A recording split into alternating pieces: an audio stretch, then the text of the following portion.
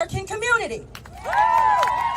We believe that American patriots will not be free until we are liberated from the radical leftist ideologies, scare tactics, and violence.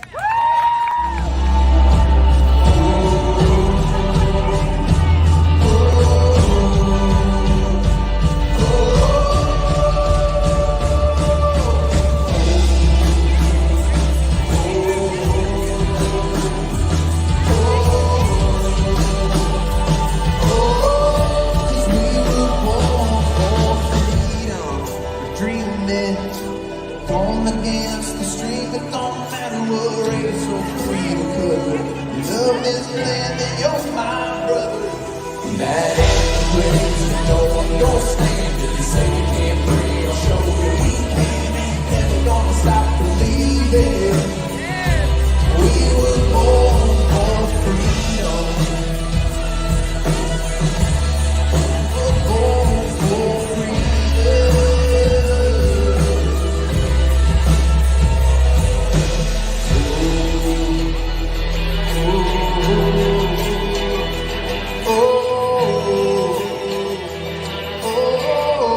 We were born for freedom. Back down. We will not cower in fear. We're not going to hide any longer.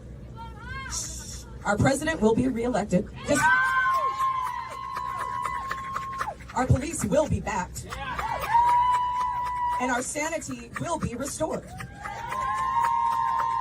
Power to the Patriots! Power to the Patriots! Power to the Patriots! Yeah, I woke up like this. And I don't give a fuck because I need to get ready for work. But before I do, I told you guys whenever I'm awake this week, mornings, late nights, I don't know, depends how much work I do.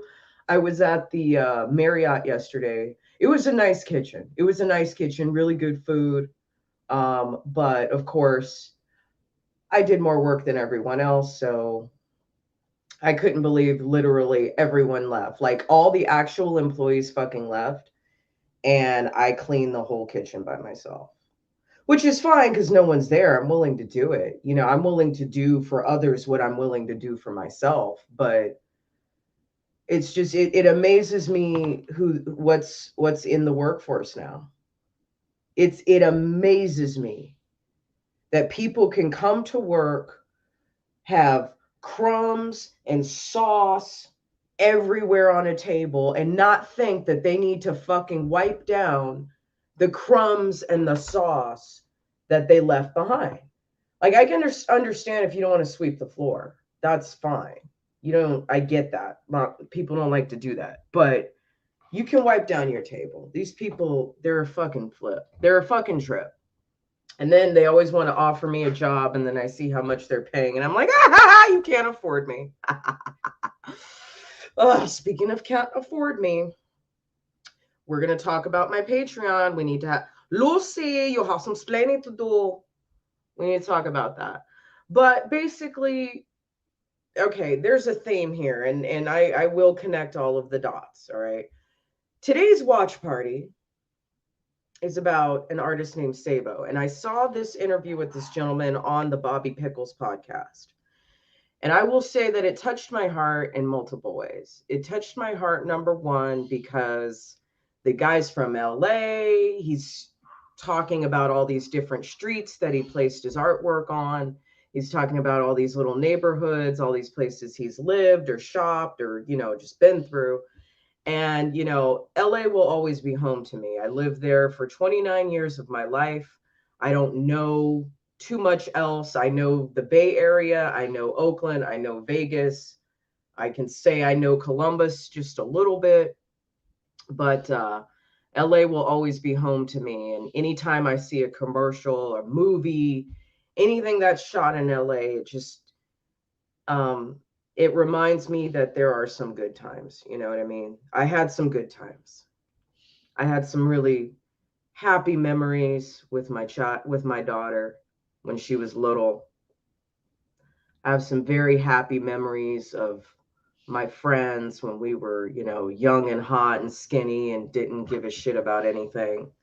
I have some very happy memories of people that I've met, places that I've worked, just living that Hollywood lifestyle, living that beach lifestyle, living that Santa Monica, Venice lifestyle, living that downtown LA, Silver Lake lifestyle. I just very, very good memories. I did a lot of, I was a celebrity chef back then, and I did a lot. I guess this is why I don't care if I really die or not. Like, I guess this is why I don't really care if I live or not, because as much as I complain, I had a fucking fun life. I really did. I had a fucking fun life. So it was nice to watch this podcast and hear him talk so much about LA.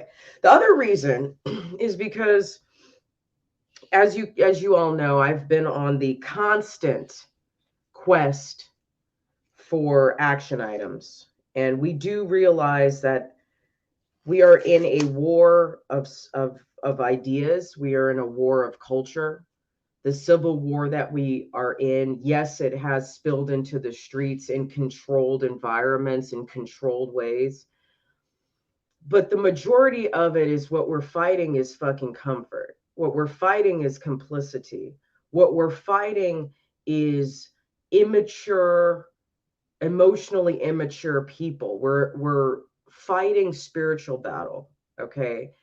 And to have for Bobby to interview a man who in many ways is very humble, in many ways he's very arrogant, as am I. He's taking a fucking stand, and he's taking it visually, and he's using the gift that God gave him, which is art and graphic design. He's using that to do what he can to contribute to the fight. And this is where I respect people like that. When you use whatever you can, whatever little talent, whatever little influence, whatever little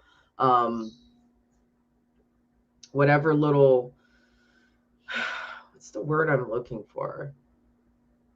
What you give, whatever you can, basically, And I think the first time round, I was very angry at liberals. I was very angry at the communists. I was very angry at the Satanists, because I feel like they're the ones that I've lost. Hey, Sarah! Sarah, call me! Girl, call me!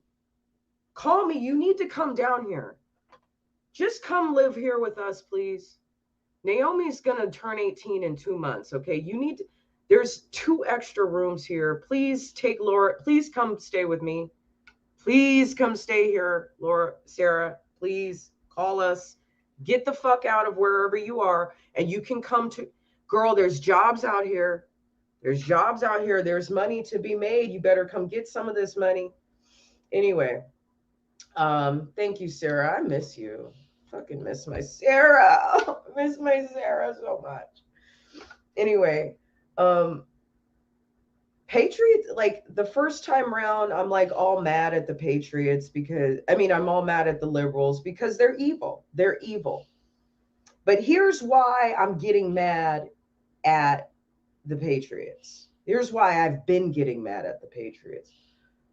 First of all, the vaccine shit never should have happened. The Christians alone should have shut that shit down, but they're pussy. All these attacks in democratic cities, the Patriots should have been coming out and doing what the fucking police wouldn't do.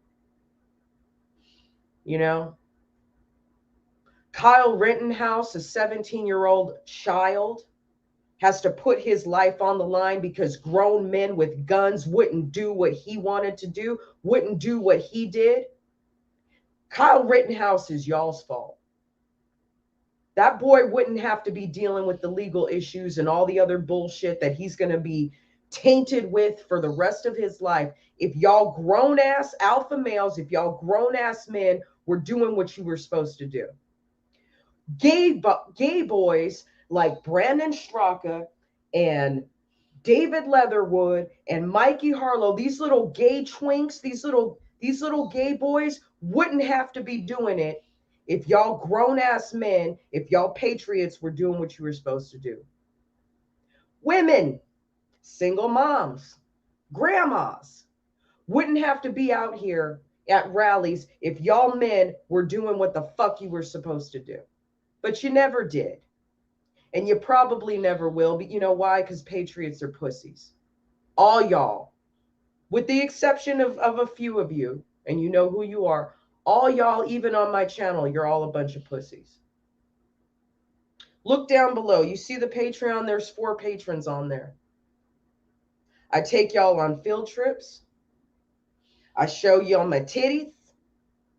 I give you education. I read to you. I show you. I make cooking shows for you. I do everything for you. And y'all can't even donate $10 a month. Okay?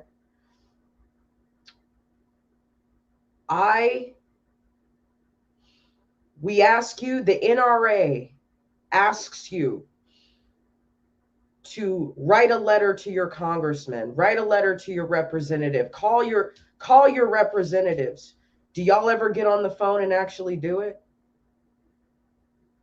If Scott Pressler is leading these workshops, and by the way, another gay boy who's doing the work of what straight alpha males ought to be doing, another twink who loves his country more than most of y'all with the muscles, okay? A fucking twink saving this country. If Scott Pressler said, I need you to write this person or write this person or call this office or call this office, would y'all do it? No, because y'all pussy. Patriots are pussy. And yet, here's a man. I love you, girl. Love and life has been with me for a long time. So thank you for joining. Y'all won't, y'all, I mean, when I say y'all, I mean we too. There are action items, guys. There are things we could be doing to fucking fight back, but everyone's fucking lazy. It's easier to watch a YouTube video, have me fucking stroke your patriotic dick, have me stroke your patriotic dick, have Jericho Green stroke your patriotic dick, have Karen Kennedy stroke your patriotic dick, Axe Truth, everything that we fucking do, all the time we spend, everything we fucking give you to stroke your patriotic dick, and yet when we need you to take it a small step further and call your fucking representative, call your congressman. When I tell you to call Michael Rappaport and you don't fucking do it, that's a problem. When I tell you to write and to do something to Antifa, to go blast on Antifa, and you don't do it, that's a problem. Patriots are fucking lazy. And that is why we are losing the war. They don't want to come together, don't want to be united, don't want to come up with a plan, don't want to come up with a strategy. That is why we're losing. Don't want to give $5, don't want to give $10. You know good and well you spend $10 at Starbucks every time you fucking go. But do you donate to me? Do you donate to Ollie Matthews? Do you donate to Axe Truth? Do you donate to people who are doing the research to stroke your fucking patriotic dick? No, you don't. And that's fine. Because now there's new standards. Okay? So here's the new standards. Unless if I do live streams, I'm not putting your fucking comments up. You know why? Because if y'all aren't on my Patreon, you haven't paid for it. Okay? So you're just going to hear me talk, and our live streams are not going to be as interactive as they used to be. But all y'all who write in all these fucking comments, okay, you need to donate. Okay? I give you guys a lot of fucking attention. A lot of fucking attention. I answer all of your fucking comments. I don't have to do it. Most YouTubers do not fucking read through all of their comments, but I do, and I always have. Okay. So, you want your comments in my live streams, you can start supporting. Either you get on the Patreon or you support me regularly on another platform, whether that's Twitter. I don't really post anything on Gab, Instagram. So guys, if you haven't joined back on the Instagram, here's the Instagram. Okay, Twitter, TikTok, or Instagram, or whatever other platform that if I know that you watch me on this channel, but you're also on another platform, you get a free pass. Okay, because that helps me. If you can't help me financially, which I don't need your money because I fucking work, but if you're not going to do that, you don't get to have all this fucking attention. That being said, let me get to the point of my little rant here. Okay. Sabo is an artist who is doing it, who is fighting back in the streets, who is fighting back psychologically, who is using his gift of art to fight back. So I'm going to just throw us in. I have to get ready for work. I'm going to be in and out. Okay. So I got to drink my juice. I'll come back, interact with you. I got to take my shower. I'll come back, interact with you, clean the room, vacuum, come back, interact with you. So I'll be in and out of the live stream, but I'm bringing this to you because I really want you guys to enjoy this. I really want you guys to enjoy this video and get inspired by this video. And here's the call to action. If you see what this guy's doing and you like it the way that I like it, you are free to let me know if you want me to start making signage, because I'm about to fucking run Austin. All of the things that this man was doing is what I wanted to be doing in Oakland, but I didn't feel safe doing it back then. But now I do. So now that I'm in Austin, I think this is the perfect place for me to take back a blue city and make it red and be surrounded by red so that I'm safe. Okay. So I have my plan of action. I'm not going to tell y'all what I'm going to do. Hopefully the things that I do will be photographed. Hopefully the things that I do will be reported on the news. If they are, great. If they're not, they won't. I'm not going to admit to shit.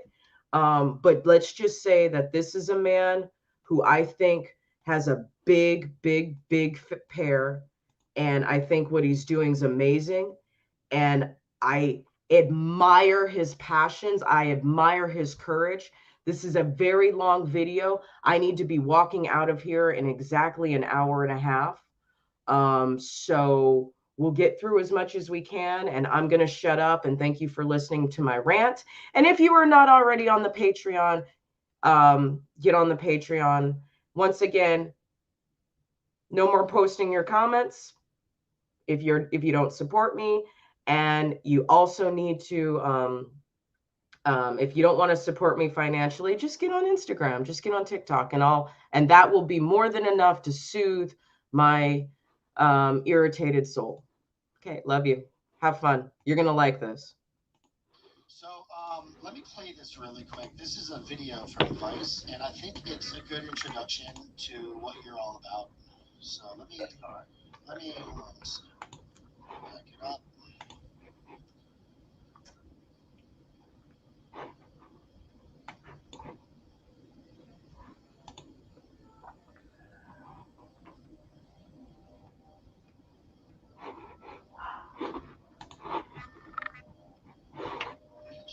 Okay, what am I doing now? I really have to come up with a good concept for what's going on with the Golden Globes. We're in my studio. It's a one-bedroom place in the South Bay. This is where I do my work. This is award season. There's no reason for me to not hit the Oscars and the Grammys and all those other fucking award shows. It's basically just them patting themselves in the back. I would like to think that everyone that's about to attend the Golden Globes is a little uncomfortable right now. because a lot of people in Hollywood did know what the hell was going on. Meryl Streep, who like embraced him and even called him God, if she didn't know what was going on, then she's a dumb bitch. Back in like 2000 or 1999, I snapped. I turn on my television or my radio, and they're telling me I'm a dick because I'm a Republican. I just said, so who are the Republican artists out there? There were none. I said, fuck it, I'm going to do it myself. I'm not even a conservative. I'm just not a leftist. I consider myself a right-leaning 1960s liberal. At the end of the day, we're really not defacing anything or hurting anything. We're just putting shit up. The whole point is to take photographs, document what we do, and then have it go viral, hopefully.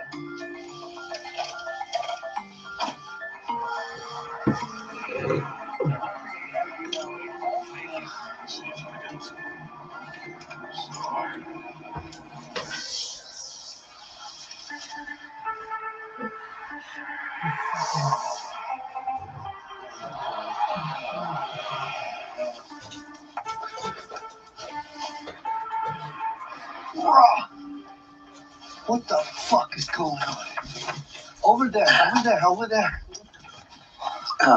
Carabiners out. Don't pull too hard. That's Good it. Lord. Don't trip on the rope. Screw that car behind us. We got all fucking day. That was such an abortion. Fuck, that's the best we can do, man. And that is a cop. Act like you know what you're doing. Oh, shit, we're fucked. Now what do we do? Straighten as fast as you can go without breaking law. So hope I know what I'm doing, because I only brought this.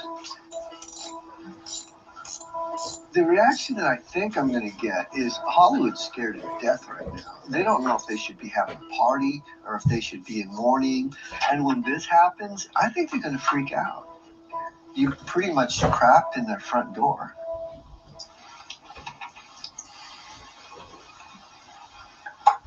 Yeah, such an uncomfortable video. Wow. Why is it uncomfortable? Well, for one, the art sucked. And two, the art was all right, but it kind of sucked. Two, I felt pressured. It's like, oh shit, we got to do something. It's the Golden Globes. And three, it's very easy to forget what kind of rope to use, because if you use the wrong rope, it will break. I mean, had I thought about it, I would have used something a little stronger, because when we were pulling it up there, it just totally broke. Today, I would totally use a different method, but that's that, and that's the way it is.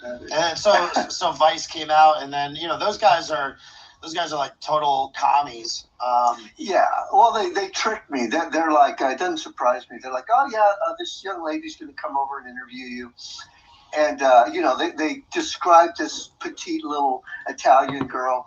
I'm like, yeah, sure. And then, she can't make it. These other guys will be there. And these two guys show up straight from San Francisco. I'm like, well, great. Now Latifah knows where I live. And, but, they were cool. Lunchtime came. I said, we went to a vegetarian place. And they looked at me and said, how'd you know we're vegetarian? Sorry, I just paused it right before his punchline. But yeah, I'm going to play this back on 1.25 playback speed, just because even though I enjoy the pace of the interview, let's just make it a little faster so we can get through more. It's a lot. It's a lot that they talk about in here. And I'm so impressed by the level of courage that this man has. You see, Antifa is not afraid to make patriots uncomfortable. And yet we as patriots, we're still afraid to make them uncomfortable. This man is not. This man is not afraid to make people who don't think like him fucking uncomfortable. He's willing to use both subtlety and shock value to affect the mind and make people fucking think. Because as soon as you put Trump or MAGA on anything, nobody listens to you. But when you give it to them in the same bottle, the same fashion, the same style that they give it to us, all of a sudden you've got their attention. This is brilliant, in my opinion. This guy's brilliant, in my opinion. So I've got shit to do. You guys keep watching. Enjoy. I said, you're from San Francisco. And they said, what? Who's calling me right now? It was actually kind of cool. Wow, what a bait and switch, though. Yeah, well, it could have been dangerous. I mean, they don't care. They don't care. I mean, if someone comes and burns down my fucking apartment, they'll fucking cheer. Yeah. Are you concerned with that happening? Right now, no, but it's like, I mean, it's a legit concern for anybody. You know, it's like, you don't want that to happen. You know, and the pathetic thing is, an organization like BLM or Antifa or something like that, what they'll do is they'll pick someone that they don't like, and they'll say, go to this guy's house and throw a Molotov cocktail on it or just bang on his door, because they know that guy's going to get shot and killed. And they don't give a fuck. You know, it's like they don't care. So it's just fodder for them. And if it makes it to where I wind up in jail, even better. So I feel bad for the dumbass that knocks on my door, but I don't know. Do you think that we should, as right-leaning people, should we show up on their doorsteps? And now, when I'm saying this, I'm not saying violence. I'm saying show up with bullhorns, bullhorn the neighborhood, let all of their neighbors know what a piece of shit lives next door. What do you think? It depends on the person. You know, I mean, it really does depend on the person. Personally, no. Okay, how should I say? That's a hard call. It's like, if it's just someone that's like in Antifa or something like that, I would say no. But it's like I someone has been brought to light on the left that just loves putting people's names and addresses and where they work on Twitter and everything else. A shitbag like that, why not? It's like he doesn't seem to have a problem with it. Now the question is, would I do that? I don't have the fucking time for it. There are some instances where I could see myself doing it, but they would be very, very, very, few. Yeah, it's not the kind of thing I would want to do. I mean, if I got to the point to where I found myself like wanting to do that, I would be aggressive as fuck.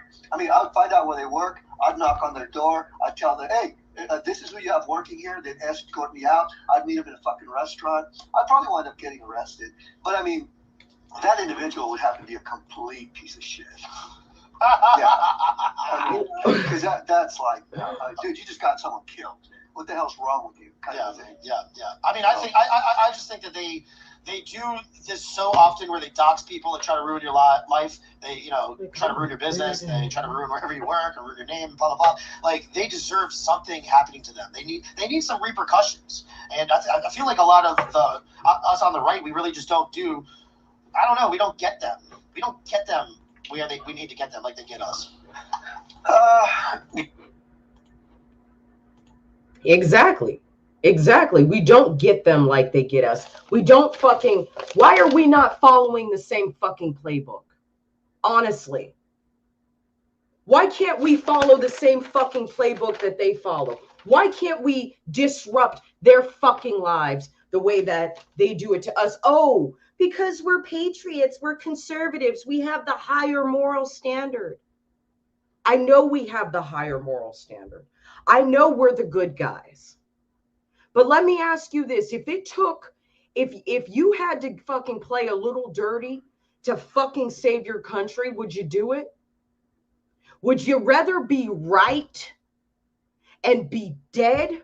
Would you rather be right and be on the street? Would you rather be right and be under communist control than to fucking get a little uncomfortable, get a little offensive, get a little aggressive, and shut these motherfuckers down right in their tracks? I'm tired of being nice. I'm tired of having the moral high ground. Where has that gotten us, patriots? It's got Bevelyn Beatty and Bryson Gray fighting about scriptures. It's got Brandon Tatum and Candace Owens thinking they can say whatever the fuck they want about anybody, about anybody they want. It's got Brandon Tatum thinking he can talk shit about gay people. It's got Candace Owens thinking she could talk shit about Kim Classic, who to me has a bigger pair than she does. Everybody's talking about each other. Everybody's mad. Everybody's waiting for Daddy Trump to come home, but nobody wants to fucking step in the fight themselves. Nobody wants to come up with a strategy. Well, guess what? God has called me out of the kitchen here to help y'all motherfuckers lead the resistance. I'm here to lead the resistance. I'm here to lead the rebellion. Okay? I'm here for that. I have nothing to live for other than having a good time. So if I'm not going to have a good time, we're going to take this country back. And we are going to fucking make them uncomfortable. Maxine Waters can say whatever the fuck she wants. Nancy Pelosi can say whatever the fuck she wants, but we got bitch ass, what the fuck is his name? His father was amazing, man, but he's a piece of shit. We got Lindsey Graham, scared. We got Kevin McCarthy, scared. We got Mitch McConnell, scared.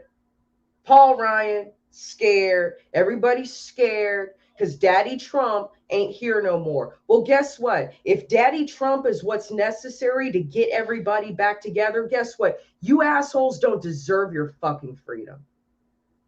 You don't fucking deserve your freedom because you're not willing to put skin in the game to fucking maintain it. I say everybody fucking print a copy. This is SpencerSunshine.com. And the name of the article, the name of the manifesto is 40 Ways. Pick one. Just pick one. Pick one. Pick one. Because I'm ready to get them back. If you don't fight for your fucking freedom, you don't deserve it. It's just like a job. It's just like a job. If you don't fight to keep your job, you don't deserve to keep your job. If you're not willing to compete, if you're not willing to rise to the standard, if you're not willing to raise your own standards in your own life and have more integrity for yourself, then I don't fucking know what to tell you. How about this? All right, can we at least do this? Can we do a little something? Can we get some practice activism going on here? Some practice warfare going on? How about this? For every liberal business owner that has a "I stand with Black Lives Matter" signage in their window, do any of you have even the fucking balls or courage to write them a bad Yelp review? Just fucking do it. Not because it's right, not because you actually went in there and got a service or a product from their business, but because it's time to get a little nasty. And guess what? I'm ready to start being nasty. I'm ready to start being nasty. If I see a Black Lives Matter, we support Black Lives Matter, any of that in somebody's window of their business, I'm going to pull out my phone and I'm going to lie. I'm going to give them a bad Yelp review. Okay? You know why? Because that's what the fuck Antifa does to us. They see, apparently the American flag is offensive now. People are scared. I see American flag. I see patriarchal white supremacy. These motherfuckers have no shame. They have no problem ruining your business, your life, your reputation just because you wear the black and yellow, or just because you have an American flag, or just because you work at a certain place, just because you stand for a certain religious point of view. They have no problem doing that to us. So let me ask you this, Ragers. Are you willing? Can you at least do that? Can you at least fucking fight back a little bit? Can you at least use your phone, write a nasty Yelp review for a business owner that you know is supporting a fucking communist agenda? Can you do that? Yes or no? I don't know. Political foolishness. Are you on my Patreon?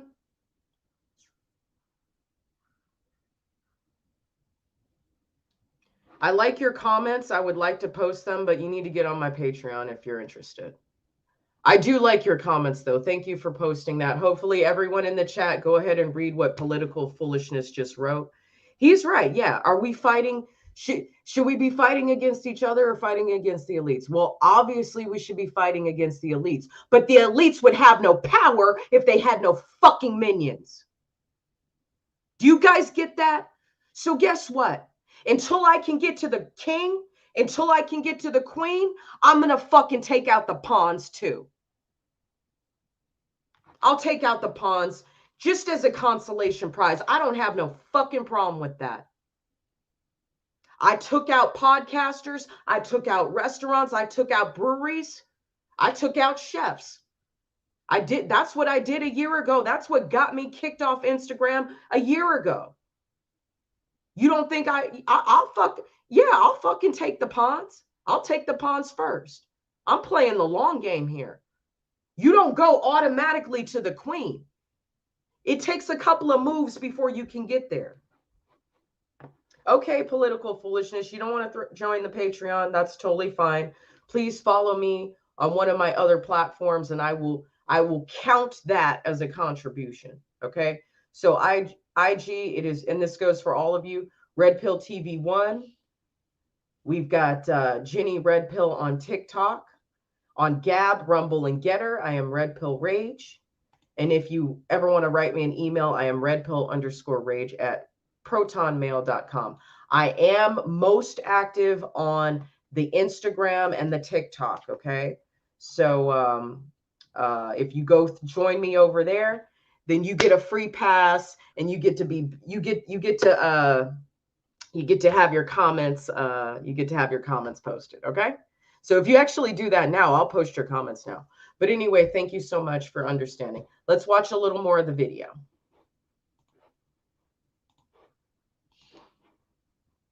You know, man, we have jobs, we have kids, we have lives. You know, it's like, to them, it's a religion.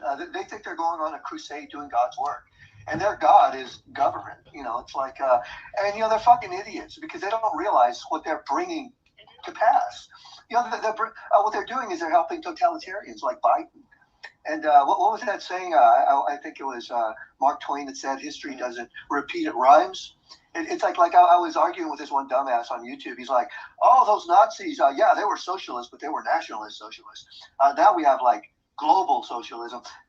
As he said, man, it doesn't repeat, it rhymes. Mm-hmm. The same fucking people, same cause, slightly different.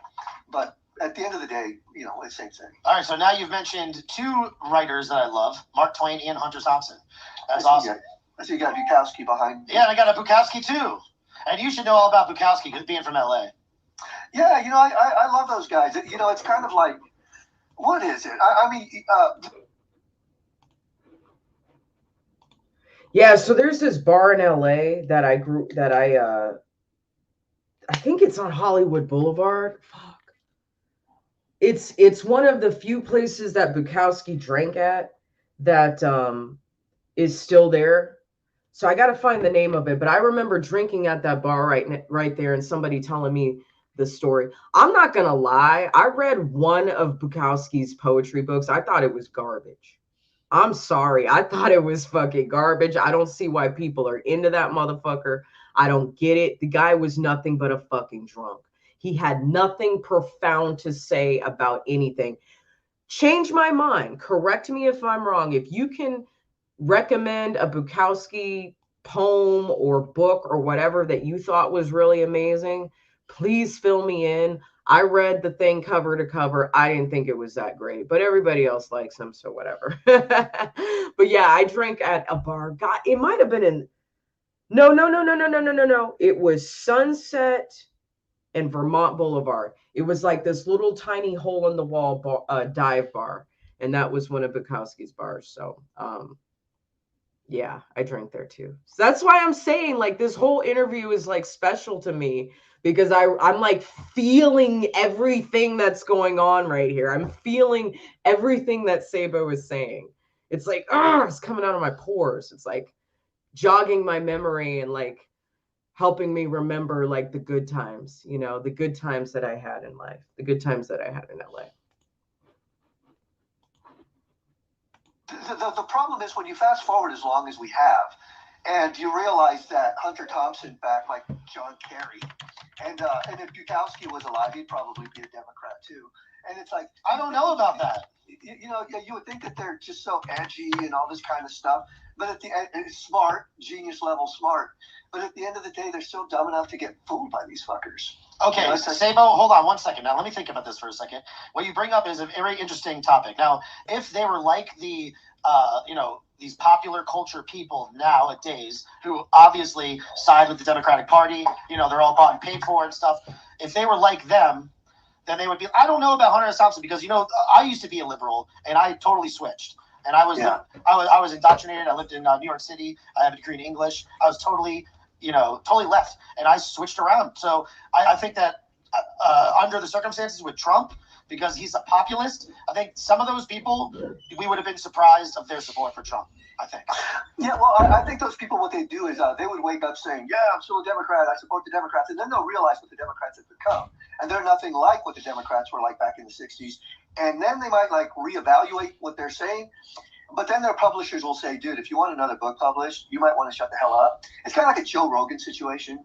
And it's like when you're talking that kind of money, people tend to shut the hell up. And that's what it turns into. It turns into John Cena. And, it turns into fucking all these other people. And after a while, you just have to throw your hands up and realize, well, we need new heroes, So Joe Rogan's gone, huh? He's done. I mean, Joe Rogan's Joe Rogan. He has his niche. He's good at what he does. I appreciate what he does. But it's like, come on, dude. For one, I've never got comedians. Because, I mean, if you ever went to, like, the Comedy Store or something like that, and if you've ever run into, like, a comedian, they're, like, the most fucking serious people you're ever going to meet. I mean, unless you're part of their tribe, and you, like, sit around together like a bunch of little birds in a flock, and you're just talking shit about everyone around you. Unless you're in that circle, I've been there. You go to the restroom, and the comedians are in there talking to each other. It's all talking shop and all talking. I'm like, I can't believe these people are funny. So, anyways, no, I hear you. But I used to hang out at the I used to go to the Comedy Cellar in New York sometimes, and I know if you go upstairs to the restaurant that you could just hang out with the comedians up there. And go ahead. I've interacted with them and stuff like that, and it's funny. I mean, I actually found myself throwing jokes at them, and then like them laughing and stuff. Oh, that's cool. That's cool. I mean, you listen to people like Bill Burr. Bill Burr's hilarious, and I don't know. It's like Owen Benjamin. I was supposed to run across meet Owen Benjamin, but it's like he totally freaked out on me, and unfortunately, my wife was standing next to me when he did it over the phone. I'm like, you know what, man? Fuck you. Dude, like, can you tell me about that? What the hell? What happened? I don't like grifters. I just don't. Ooh. Hold on. Okay, so we need to do a Red Pill TMZ, and we got to find out what happened. I want the tea. About what happened between Sabo and Owen Benjamin.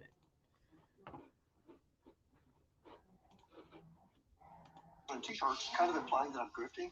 I'm like, no, dude, it's called making a living. I have to find vendors. I got to come up with ideas. I have to make it sellable, all this kind of stuff. And, it's called making a living and not having a boss. The difference is Owen Benjamin, he has this one guy, I forget what his name is, Bucks Day. And they were getting together this like thing where you subscribe and pay money every month. And he's like really pushing it, like, well, start subscribing and then you quite ready, blah, blah, blah. And based on everything that he said, I was like, dude, I used to work in the startups. And let me tell you, man, it's a lot of work making something like that work. It takes money, time, and resources, and you ain't got any of that. So it's like, before you start asking for X amount of dollars a month, you might want to make sure the thing fucking works. And that's what I was told, because he was already bringing people in and getting money and everything. And I was like, it's going to wind up biting you in the ass. And he's like, oh, fuck you. You don't know what you're talking about. You're a dumbass. Going on. I'm like, Godspeed to you, man. From what I understand, you already have 6 houses that you make passive income from. You probably have a lot of money in the bank account.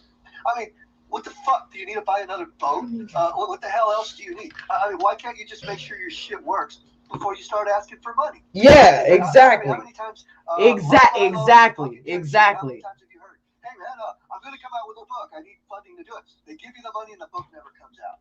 It's like, come on, man. I mean, I'm not going to ask you for money to finance my fucking book. No, I work for that. I don't need your money for that. But I'd rather do free shit for Larry Elder. I'm the same way. I'd rather do free shit than try to fucking milk money out of you guys. But if you think you're going to start sucking up all my energy, then you need to pay for my time. I want to ask you all about your life and stuff like that, and then you're going into these things that are interesting, like Larry Elder running for governor in the recall race. Recall race. And I mean, but the thing about Larry, Larry's really safe.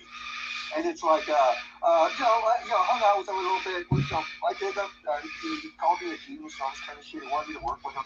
Not on the campaign, just in general. And I was like, I told him no, because it's like, dude, I may like you and everything, as far as who you are as a personality, but you'll just wind up editing the shit out of it. It's like every time I present something, you're either going to edit it or just not run with it.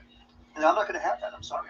The same thing with Alex Jones. It's like, dude, if Joe Biggs can't handle you, I can't. I'm not going to be able to fucking handle you. So it's like I told Alex Jones no, and not only that, the whole conservative thing is odd. It's like right now, Freedom Fest is going on. CPAC just went on, and it's like after a while, it just turns into high school with all these people that have really nice hair and suits, and I'm supposed to play ball in such a way that they accept me, and I'm like, I'm not going to do that. So I'm just going to do what I'm going to do. I'll go to one fewer party. I don't fucking care. Dude, Sabo, you are absolutely right. This is a scene just like the punk rock scene was. And you called it. You said Republican is the new punk rock. So obviously it's a scene just like punk rock was a scene, right? I guess it could be. I don't think it's being done entirely right. I mean, the whole, as I mentioned, Freedom Fest and scene, that's its own scene.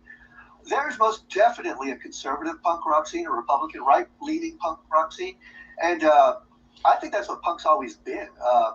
It's kind of weird at Venice Beach when the mayor of LA put sand in the skateboard bowls to keep the skaters from skating. I mean, why didn't those skaters grab like 5-gallon buckets of sand and dump it in front of the mayor's house? It's like, no, they don't have any balls. They're just pseudo commies now. So, it's very possible for there to be a right-wing scene. I don't know. A few people are doing it. I guess more people are now. I don't know. It is a scene. We're in the scene, and everybody knows of you, Sabo. Now, how do you become a right-leaning, quote-unquote, right-leaning 1960s liberal when you hail from or live in, for a long time, California? I went there for the weather. I'm from South Texas. Yes, Texas. That makes sense. Yeah, that makes sense. Hot as fuck. As soon as you got to California, I was like, I am never leaving this place. So it's like, you have that Texas value thing, but at the same time, it's like, live and let live, man. You're gay. If you like sushi, you like sushi. I don't fucking care. I'm a live and let live kind of a guy. I don't hate black people. I don't hate Jews. I don't have time to hate anyone like that. So it's like, how do you become? And my definition of what a liberal is completely different than what is a leftist. I think a leftist is like the bastard kids of 2 generations of people on the left, and they're just thin-skinned and raised on the internet. I don't know. Yeah. Speaking of the internet's a little jumpy over it. It looks like you're a little jumpy over there, but hopefully it levels out. So do you genuinely believe that leftism is a mental disorder? I do. And I think the internet had a lot to do with it. I think social media has a lot to do with it. And, that's, and it's a normal thing. When you're a kid, you just want to flip your parents off and say, fuck it, we're the new kids on the block. And it's just another progression of that. But it's like, they have, I don't know what the fuck they have, dude. I worked in the startups. I saw it happening. And not only that, back in the 80s, I sort of saw that the dumber you were, the cooler you were. And you fast forward 30 years, now you have just complete dumbasses, and it's cool. And it's like, I don't get it. What's so cool about being a dumbass? You know, I don't get it. It's like, and now I don't even believe that they're trying to be dumbasses. You're speaking to a person with "I love weed" embroidered on their hat. You know, me and my stepfather would drive around at night. And I knew he'd only have $40, and at the end of the night, he would either have a bag of weed or the three kids would have something to eat. And there were plenty of times we went to sleep hungry. And it's like, you know, if you're rolling in cash and you can afford it, knock yourself out, smoke your weed. But it's like when you got kids to raise and you ain't got the money for the pot. It's like maybe you should have had the kids, or maybe I don't know. It's just I kind of resented that whole thing. Wow. But yeah, when I was in the Marines, I was going to go into communications. I smoked one joint, and I told the recruiter about it. He tore up my contract and put me in combat options.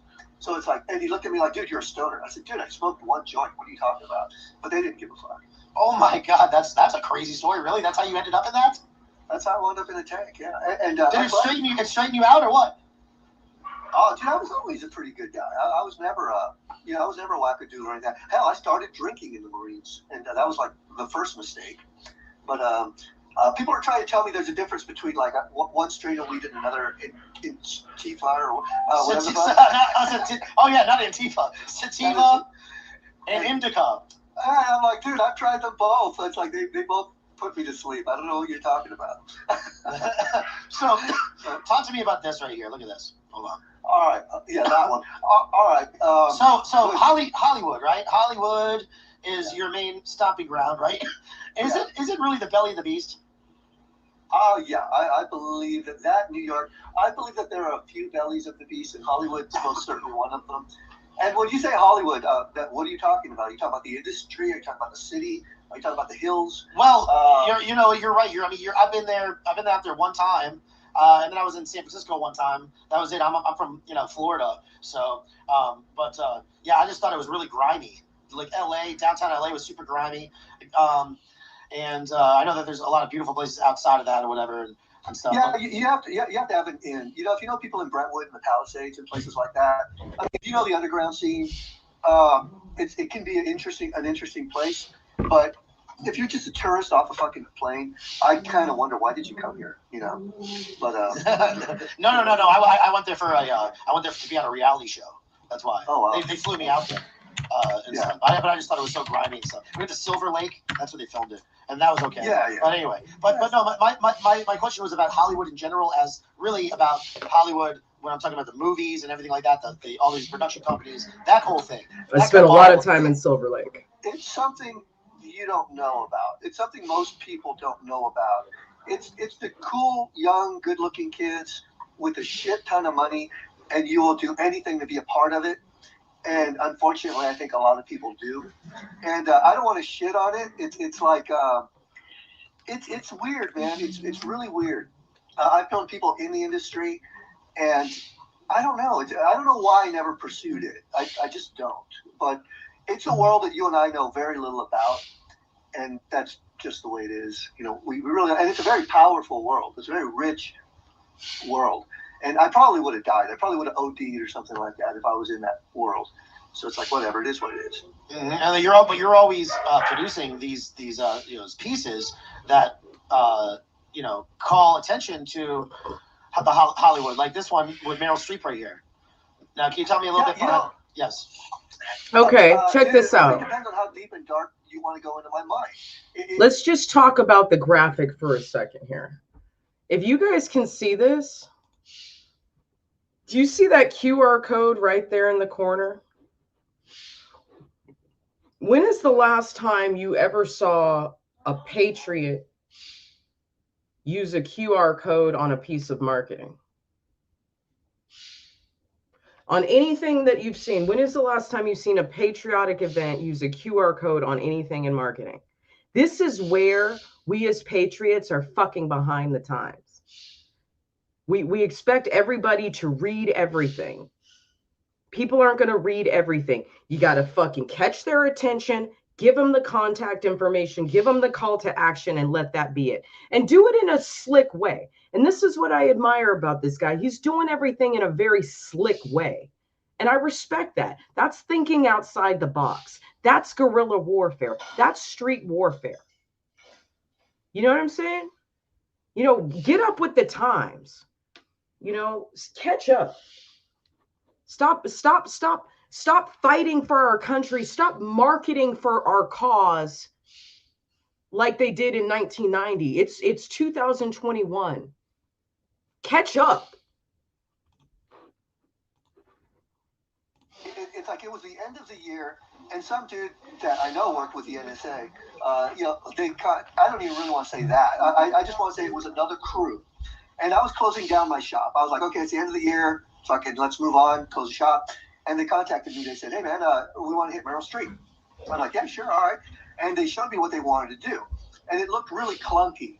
And I was like, well, let me have a look at the trailer. So I looked at the trailer of the movie, and I saw that they had a sign with JFK on it that says liar. And I just said, okay, I'll just do Meryl Streep, the same look, which turns out to be like a Barbara Kruger look. She's a designer. And with the red on there. I said, but I did it with a black, and it said she knew, or I knew, or something like that. I forget what I put on there. And I said, here you go. This is what I come up with. I think this looks better. And I didn't hear from them for a couple of days. And then a couple of days go by, and they're like, hey, we're going to do this hit tonight. Do you want to help out? So here I am thinking, all right, good. I'm going to drink beer. Okay, so not only did he put the QR code in the bottom, he actually used the Supreme logo, font, and layout to put the she knew in front of Meryl Streep's eyes. Okay, so he's using something that is catching to the eye because everybody recognizes that Supreme brand logo.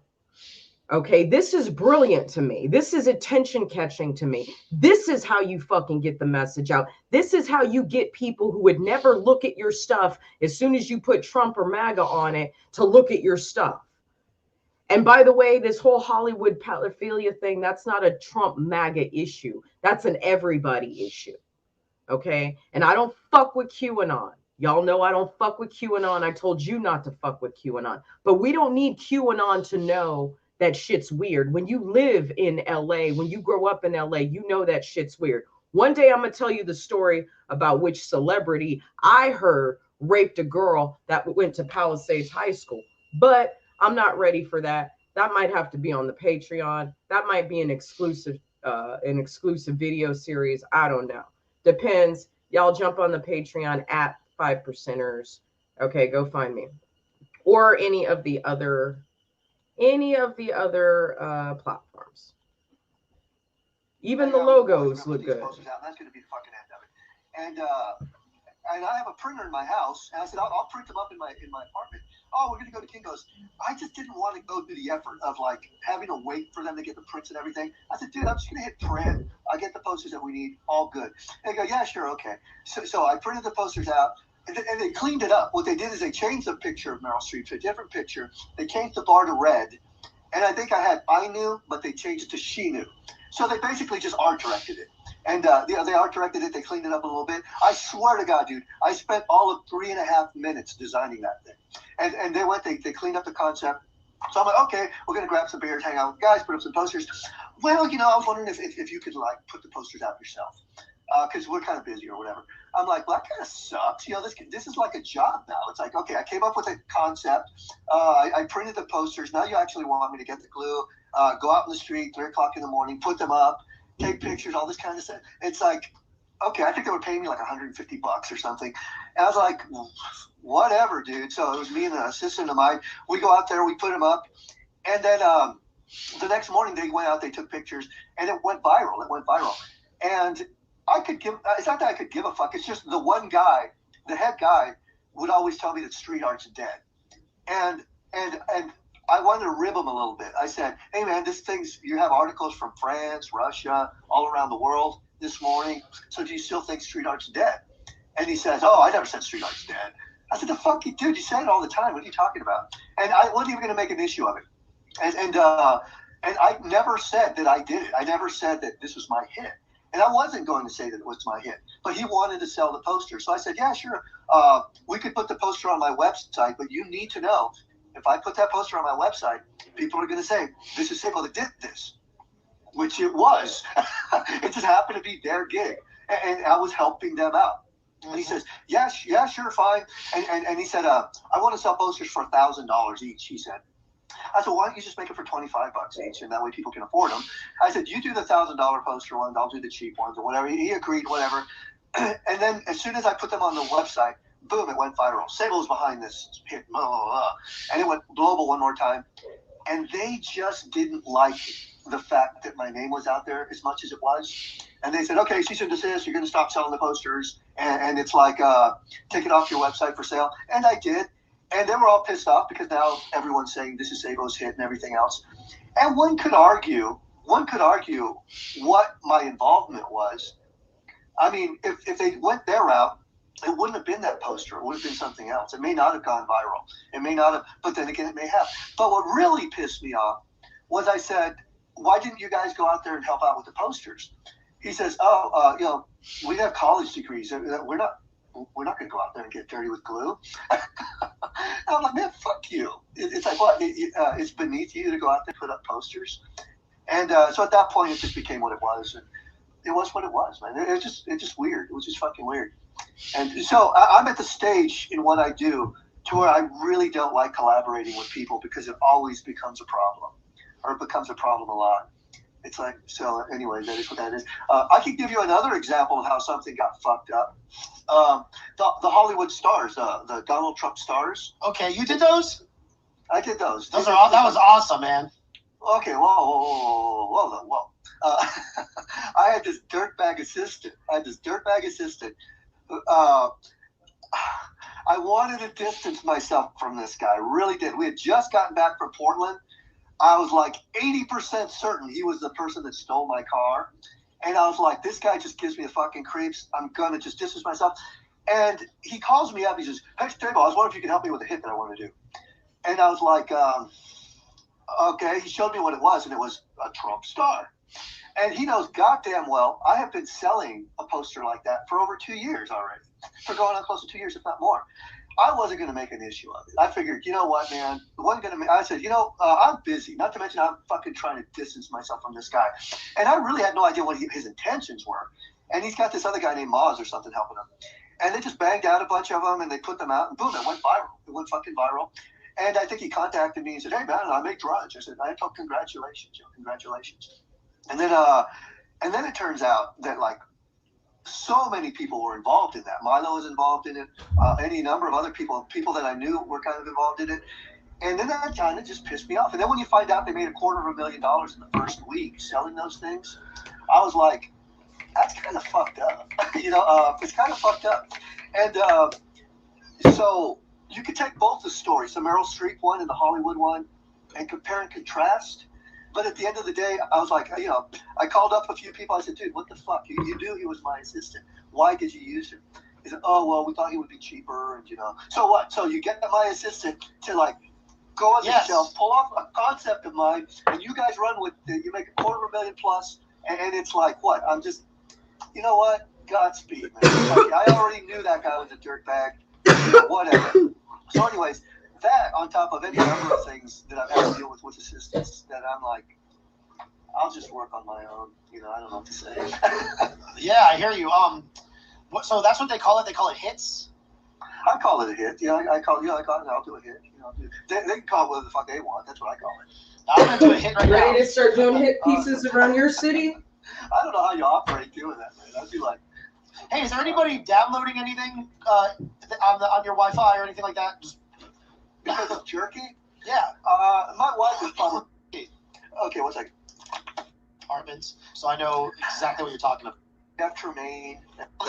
That's a scary part about life. When you reach that point in life and you realize a doctor is a dumbass, or politicians are scumbags, architects are whatever. Everyone you thought that you were trying to reach to become.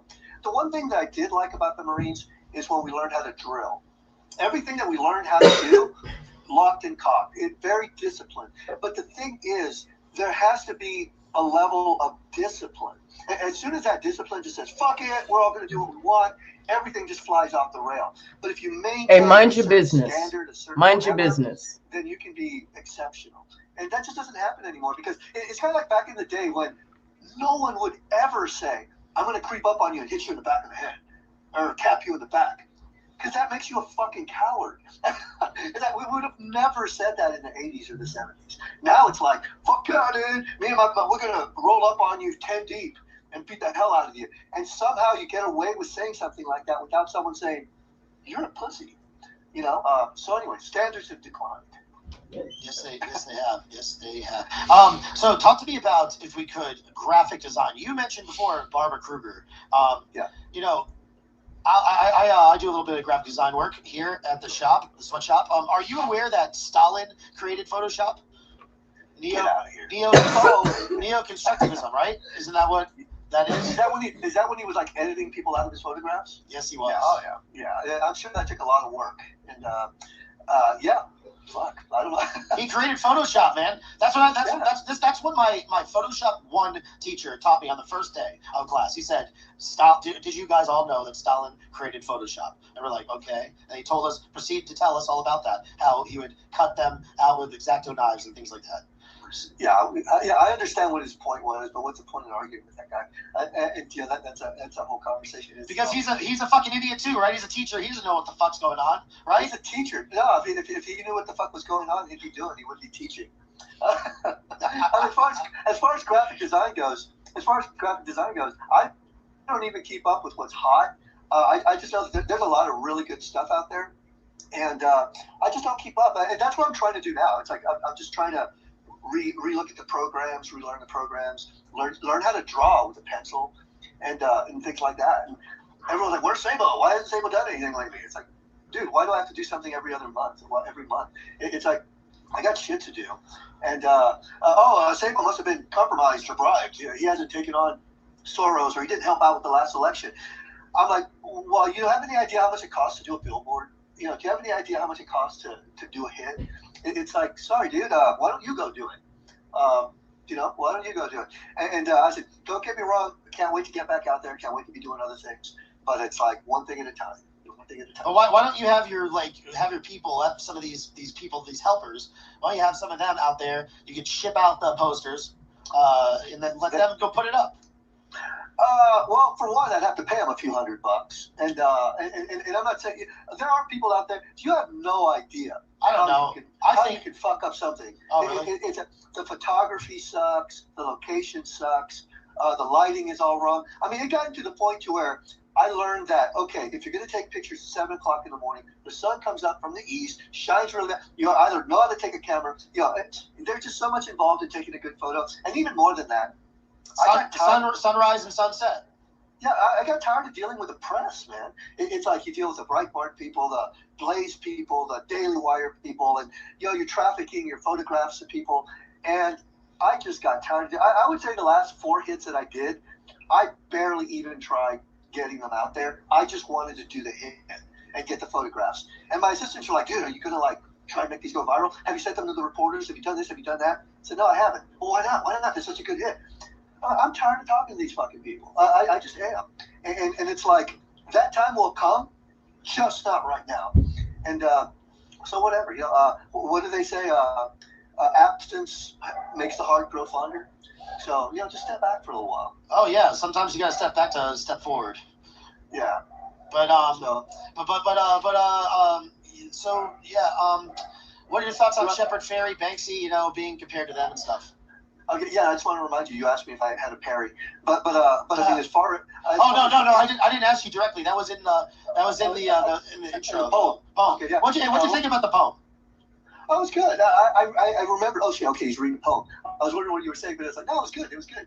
I mean, as far as Shepard, Banksy, they're rich. They're the kind of people that run around. It's like AOC. Capitalism sucks. Buy my merch. Kind of a thing. Mm-hmm. And Shepard will tell you. Shepard even told me, I never said I hated capitalism. And no, it just kind of smacks like that way, And what's even worse is you made millions of dollars basically kicking the rungs out of the ladder. And you're telling kids that capitalism and fucking consumerism is bad. So basically, they're not going to climb the same. You don't want them to climb the same ladder you climbed up on, and that's not wrong. That's evil. You know, I think that's just evil. As far as Banksy goes, when I first discovered Banksy, I thought he was really edgy, really smart, and he is. You know, good graph guy and everything. But then he probably got rich and was hanging out in the south of France and just became a fucking douche. And I mean, if you were to say, hey man, Banksy's in town, he wants to have a beer. Unless that dude is less than 30 miles away, I wouldn't care. I'd be like, if it's a local bar, I'll meet him. Well, other than that, I can give up. Hey, I know what Banksy's name is. I have a photo of him. I don't fucking care. I don't want to see it. I just leave it at that. Yeah. Here's an article. Here's an article in the Guardian. Hold on. Let me share this really quick. It's pretty cool. We got an article in the Guardian about you, man. Oh, I've had a couple on the Guardian. Oh, Leftism is a disorder. Is this Yes. the right wing Banksy? Yeah, no, you know, that was, I remember Rory. I knew he had to throw a dig in there. And he said, hey, man, I'm sorry, it's a Guardian, I have to do that. But it's like, I don't like being compared to Banksy because, one, I knew of Shepard way sooner than I knew about Shepard Fairey. Or I knew about Shepard Fairey way sooner than I knew about Banksy. And to which some people say, so that makes you the right wing Shepard Fairey? I said, no, dude, it just makes me me. You know, it's like people are like, why do you talk so much about yourself and your art? Banksy doesn't do that. Why do you do this? Banksy doesn't do that. On and on. I said, dude, if I did everything that you said I should do, then you'd be saying I'm trying to be just like Banksy. It's right there. The fan of logic and reason. That was the dig, wasn't it? No, that wasn't the dig. I forget what it is, but he did throw a dig at me, and I forget what it was. It was such a long time ago. But whatever. It says, I think leftism is a mental disorder. Sabo49 said in an interview at his home, I truly believe I'm fighting the good fight. The fight is proving lucrative. After a decade of inflammatory guerrilla art, which yielded little money or recognition, Sabo is on a roll, plastering images of Donald Trump and most recently Milo Yiannopoulos across LA. Does it really take a decade to become an overnight success, Sabo? I think it does. I think it does. It's like there are any number of people out there that will tell you, oh, if it wasn't for me, Sabo would blah, blah, blah. I said, dude, you have no idea how many times I rolled out of bed. How many years? This is going to be the year. This is going to be the year. This is going to be the year. And it's like it took forever. And, you know, you finally learn how to do stuff. And that's what really pissed me off because you get these assistants. They're like, why not me? Why not me? It's like, dude, for one, you're my fucking assistant. Two, you've only been working for me for like a year. Like, where the fuck's your art? It's like, okay, you want to be famous, I'll help you be famous. But how about learning how to do art? You know, how about learning how to come up with a good concept? How about any of that shit? So it's like, and then these other crews came in wanting to do right-wing street art, but they wouldn't do it unless they're getting paid. We're talking like tens of thousands of dollars. Oh, well, if you want to do anything here in Miami, South Florida area, yeah, I might. I got Armando down there. I'd love to visit Armando. It seems everyone's moving down to Florida. You know, Fleckus? I hear Fleckus is down there now. Really? Yeah, he's got a place with a couple guys, and they're all like rooming together or something. But Fleckus talks. Oh, about to cough again. So look at this. Let me check this. Boom. Wait, hold on. No, that's not it. Wait, oh, it's this one. Boom. Oh, yeah, Jesus. That one was awesome. That one only took like 14 minutes to put up. It's that. Look at that. I mean, look at that. Let me tell you, man. I was down filming and using the drones when that went up.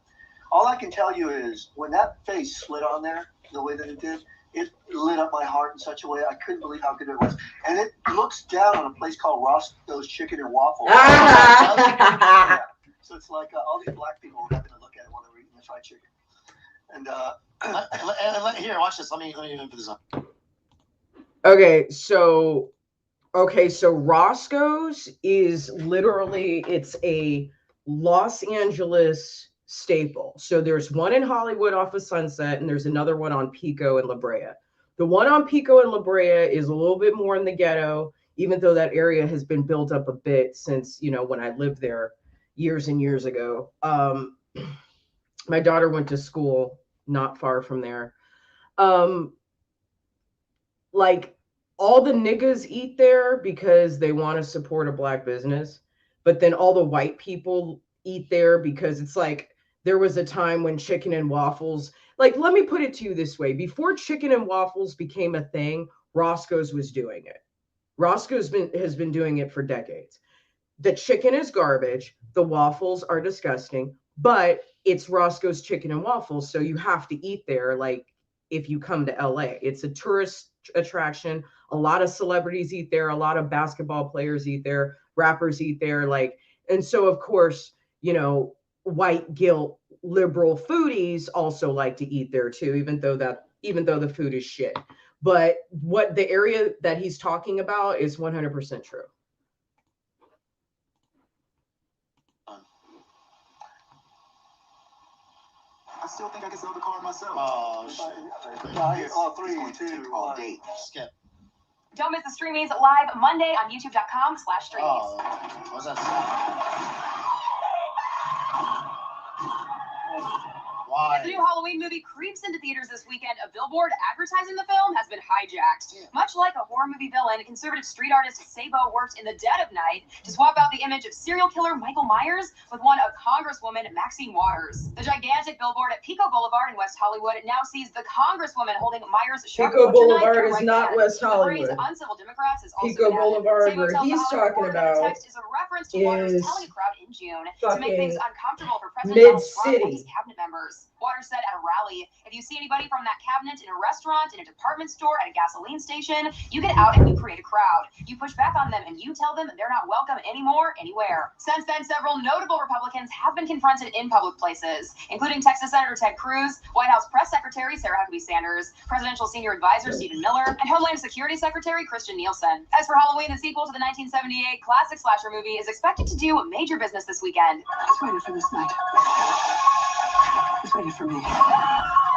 The film sees original survivor Laurie Strode, played by Jamie Lee Curtis, preparing to defend herself should Myers return after 40 years of incarceration. For more on this story, head to THR.com. Until next time, for the Hollywood Reporter News, I'm Tiffany Taylor. Well, I'll fix that. I'll fix that in post for the for when I put this back up. No, you didn't. No, that was cool.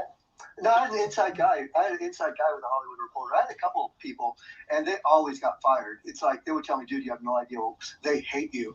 It's like it really sucks when I'm getting more clicks than Brad Pitt, and they don't like that. So they would wind up getting fired. So whatever.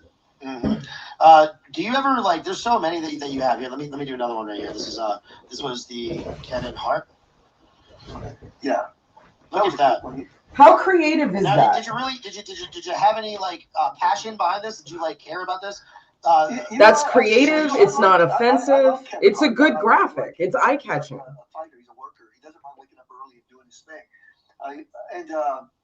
It was just a level of cancel culture that just watching them eat their own. It was just sad that it would happen to someone like Kevin Hart. So yeah. I mean, whatever, it was what it was. But I will tell you that at that point, I was a little tired of doing this. It wasn't that I was tired of doing street art. I was just going through the motions, you know, because I want to put out art because I want to put out art. I don't want to put out art because I'm trying to follow a news cycle. And I want to do a mixture of the two. But at the time, I was just constantly just trying to keep up with the news cycle. And that shit just gets kind of old. And you have a little piece on that. Hey, I agree with him. It is tiring. Like if I did a video every day just based on whatever was trending on Twitter, that would be, I mean, Max Vegas does that, but now he hasn't filmed for me in a minute. So once he gets back up to doing that, he can. But I mean, on his Twitter page, he does keep up with it every day, and it is fucking exhausting. But guess what? What if that's what it takes? What if that's what it fucking takes? All right. We got enough unemployed patriots. Okay. And I know some of you are still not working. Okay. And I'm not judging because you guys know I traveled the whole country on my fucking unemployment check last year. You guys know that I did. Okay. But what if that's what it takes? What if having someone like Sabo do this full time is what it fucking takes to wake up Hollywood Boulevard?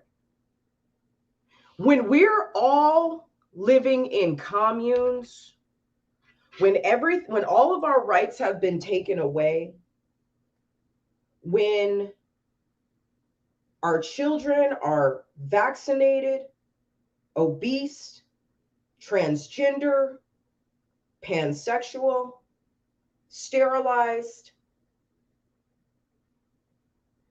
when we've been pulled out of our homes because the communists say you make too much money every year and you can't live in this house anymore. It has to be redistributed so 5 families can live in what would normally be a single family house. When the gas gets so fucking expensive that now, even if you have a job, you can't go to work because you can't afford it. When all of those things happen, are we going to look back and say, yeah, writing Yelp reviews was too hard. Calling our congressperson was too hard. Keeping up with the news cycle on Twitter was too hard for me. Not speaking up to my friends and family when they say dumbass shit was too hard for me. Not standing up for the rights of my coworker when they're getting fired because they had an American flag and it offended some fucking dyke immigrant fucking Antifa purple-haired fat bitch. When that day comes, when we're all fucked, are you going to say, yeah, it was too hard. I was waiting for Trump to run again in 2024. It was too hard. I said, get him next time. And I really believe that we will. Calling fucking senators about election fraud was too hard. Sending $5 to the NRA was too hard. Sending $5 to Jericho Green was too hard. Sending $5 to Scott Pressler was too hard. Oh, no. I couldn't afford it, even though I was spending $10 at Starbucks every fucking day. Oh, I couldn't afford it because I had to pay for my weed and my gas. It was too hard. When we could be sending money to Joe Biggs's baby mama. We could be sending money to Zach Reel's wife. We could be sending money to Nick Ott's baby mama or wife. I don't know if they're married or not, Oh, it was too hard. I couldn't send them $5. I couldn't send this person $5. I couldn't help the cause. I couldn't afford it. Let me tell you motherfuckers something. I'm a fucking chef. And not only am I a chef, right now I'm a temp chef. Okay? I don't make any fucking money. Okay? I don't make any fucking money. Under Trump, I made a lot of money. I worked full time. I had profit sharing with my company. I was good. I had plenty of fucking money in my pocket. Now, not so much. And that's okay. That's okay. But I can forego a beer to send $5 to Axe Truth. I can forego a beer. I can forego a cup of coffee. I can forego a meal to pay my bills, live my lifestyle, and then have something that I want to use to make other people excel. People who can do more than I can do. People who are putting more time into saving this country or fighting back or educating others or having workshops or doing what they need to do. I can send them $5. Now, I know everyone's paranoid about grifting. Okay. And I'm sorry that we do got some scam artists out here. I'm not telling you where to send your money. I'm just saying, do something. Do something with it. Make a small sacrifice. Because when, 20, let's say, I don't know, let's say Trump does run for re-election. Do you think that he's going to get the same amount of votes that he got in supposedly 2020? Or you think it's going to be less? You think it's going to be more because more Democrats are going to wake up? Or you think it's going to be less because more Republicans are pussies? And now that they don't have the covering of Daddy Trump, they don't want to fucking donate anymore. They don't want to donate to campaigns. They don't want to fucking donate to YouTubers. They don't want to donate to organizations like the NCLU, that's actually trying to bring about defenses for political prisoners in this country.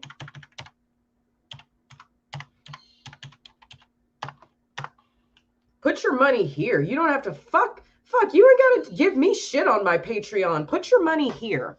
Put your money here so Joe Biggs and Rufio and Chris Worrell can fucking get out of jail. Do that. Do that. Okay? I'm fine. I'm working. I'm good. Okay? I don't need your money. I'm just shit testing you to see where you're at and how much of my energy I need to keep giving you. That's what my ultimatum's about. Okay. Sorry. Now you're seeing the other side of Jenny. Now you're seeing the I don't play any fucking games no more, Jenny. The I'm tired of the bullshit, Jenny. This is that version. Okay. I'm good. I'm good. You know what I mean? I'm solid in who I am and what I'm doing here.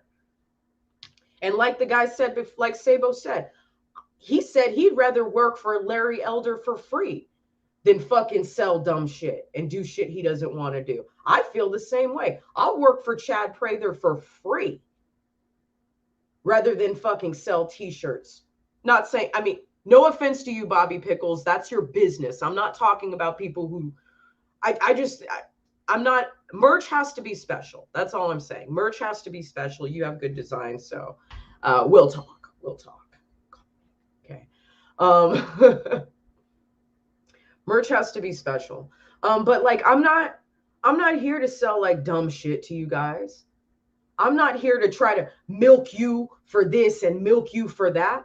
I'm just saying, get on the Patreon so you can get the live stream of my birthday party. Y'all want to come to my birthday party, don't you? Just get on the Patreon and I'll give you the link to the fucking birthday party. I'd rather you celebrate my birthday with me. It's not about the money. I'm just trying to see where y'all are at. That's all. Okay. Anyway, we're going to wrap it up in about 5 minutes. We're going to let Sabo. I want you to see this last one. I want you, Eldridge, are you on the Patreon? Okay. Get into it. Get into it. I want you to see this last billboard. I think you guys are really going to like it.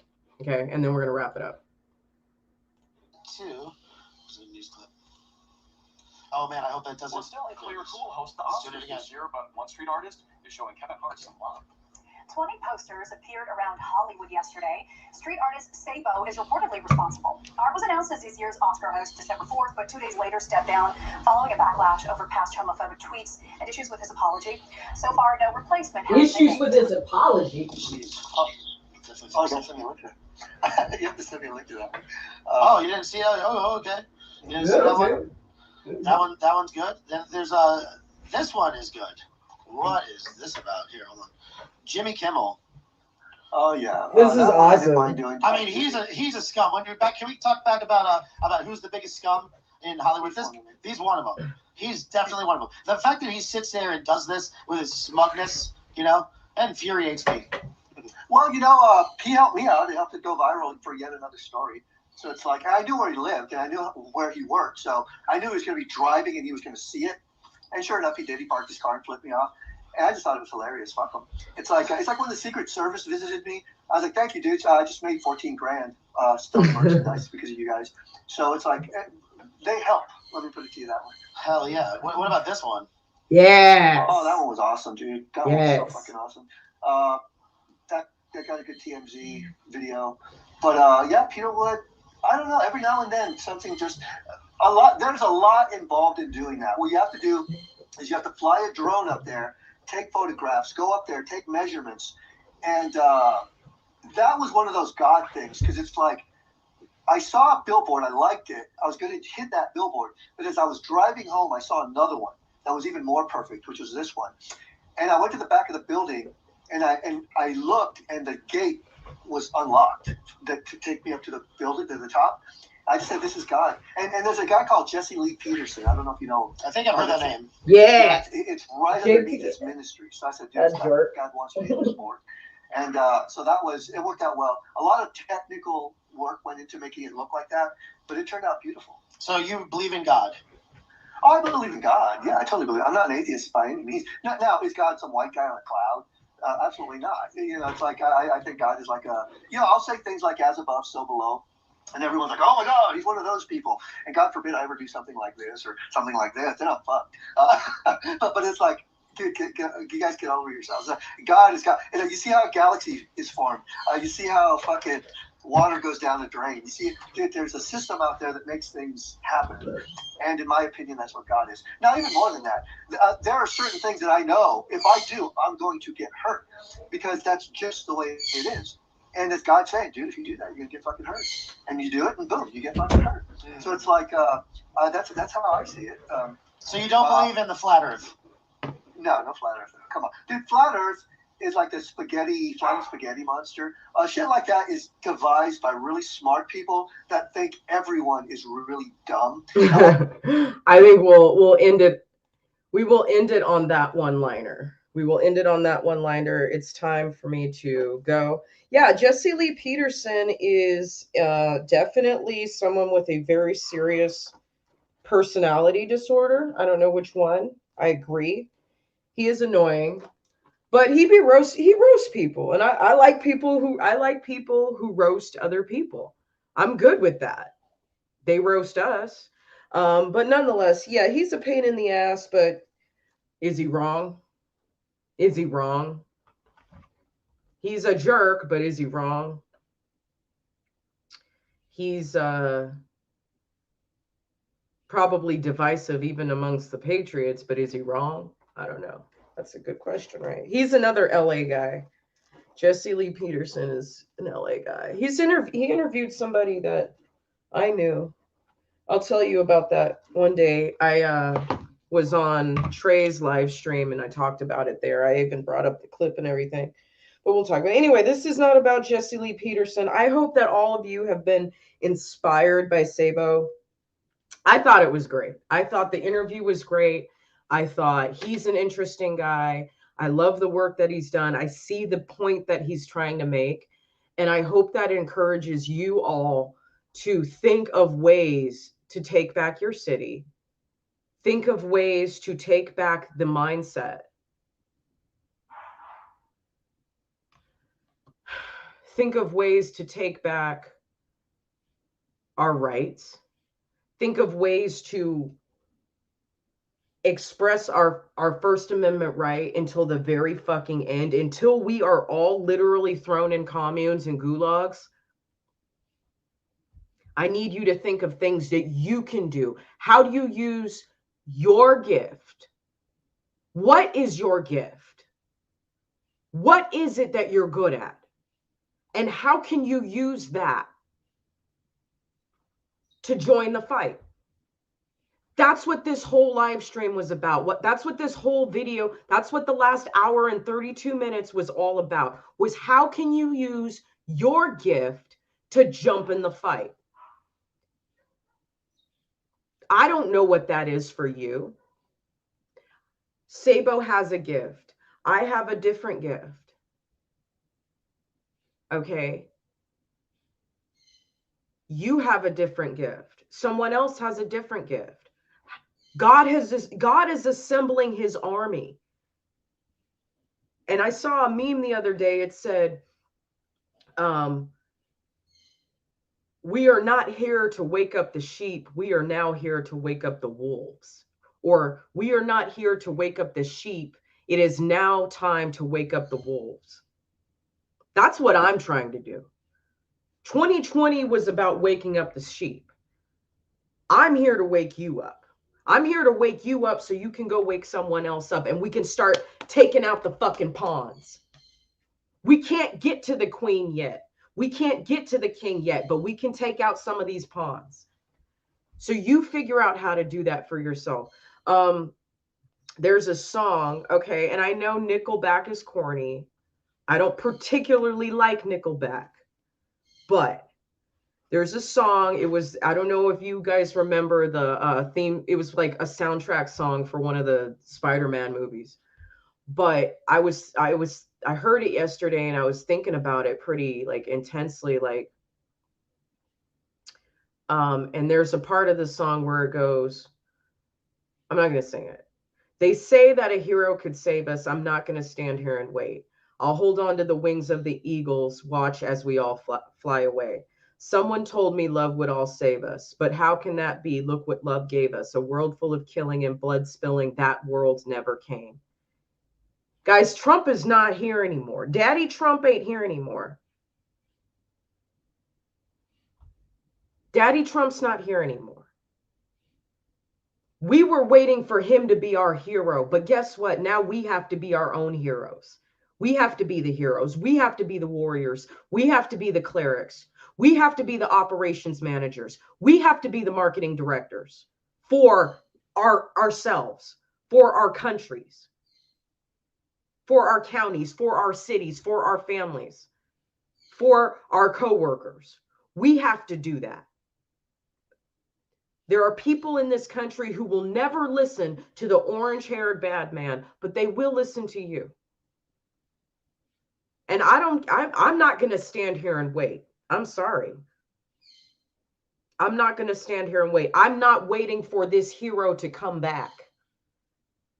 I cannot wait for this hero to come back. You cannot wait for this hero to come back.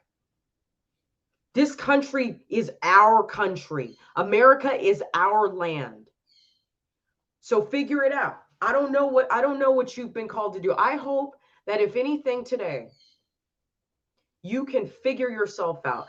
Figure out who you are and figure out the role that God wants from you, the role that you're supposed to play. And it can be a little thing, but it's got to be something. You hear what I'm saying? All right, cool.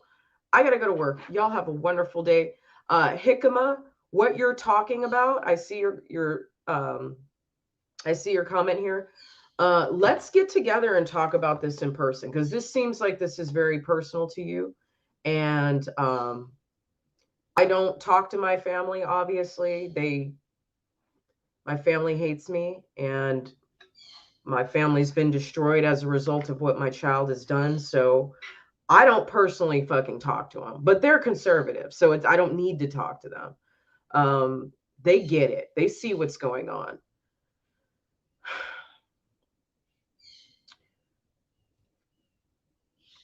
You have to get yourself to a level of I don't give a fuck anymore.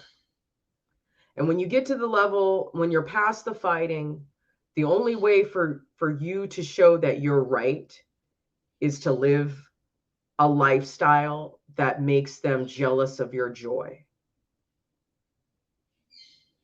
So live a lifestyle that makes them jealous of your joy and jealous of your character and jealous of your courage. And then maybe they'll come to this side. Because at a certain point, all you can do is live by example.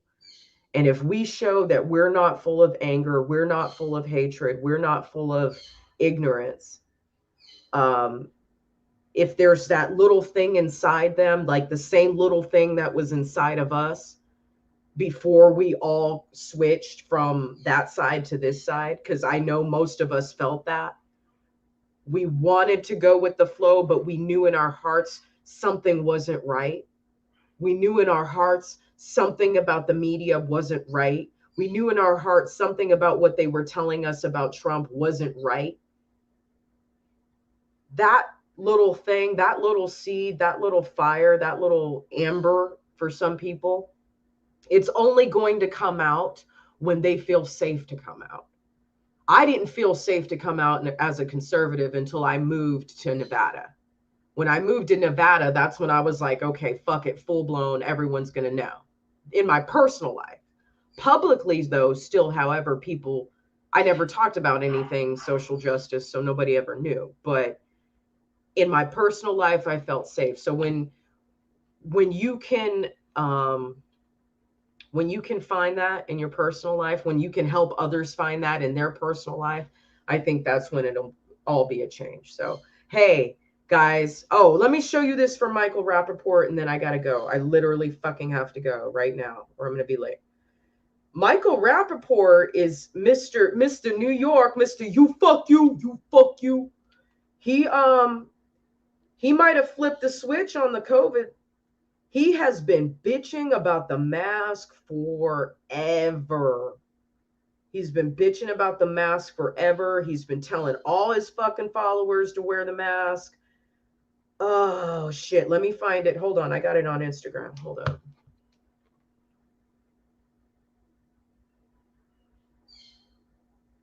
Damn it. Hold on. I know whose page it was on one of those Lexic guy. Damn it. Hold on. I got to scroll through. I got to find it. I thought I'd bookmark. I try to bookmark everything that I think is really good. But y'all, Michael Rappaport, he's flipping teams now. I don't know if he's flipping teams, but I hope that he does. I hope if he comes to this side and he comes correct, we'll fucking take him. We will fucking take him. Because I need him to go full eye yellow on a lot of people. I need him to go full eye yellow on everyone he fucking knows. Come on, where was it? It was so good.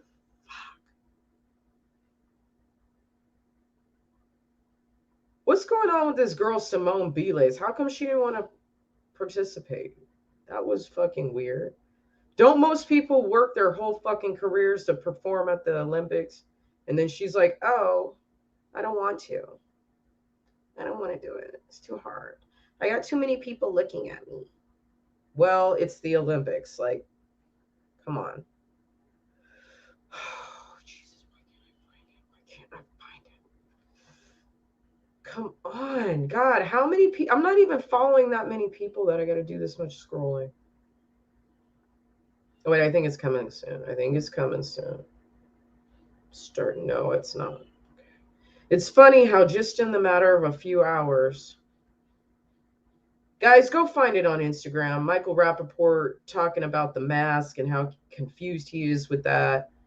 And Mr. Wear a Mask, Save a Grandma for so long, bitching so long. He even got the vaccination.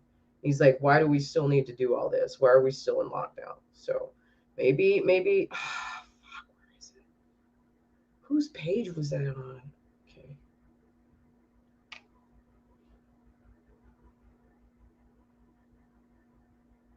I can't find it, guys. I'm so sorry. Just find it. Go on Instagram. People are talking about it. All right. Go on Instagram and check out the nclu.com right underneath right here. Check out what my boy, attorney John Pierce, is doing to try to get some guys out of jail. Hashtag free the boys.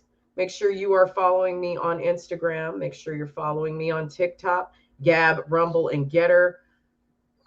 Same thing on Parler, but who's active on Parler anymore? Nobody. Join the Patreon if you can. That is American 5%. At 5%ers is how you find the Patreon. And of course, all of my links are in the description box, so don't be afraid to go through, sift through, and I can't tell you what to follow me on. Just follow me on whatever you're on. Okay? All right. And go find Michael Rappaport's video. It should be trending. Y'all should see. Maybe it's on my Twitter. Maybe that's where I saw it. I can't remember a goddamn thing anymore. It's the weed. Save. No. Damn it. No, it ain't on my Twitter either. Fuck.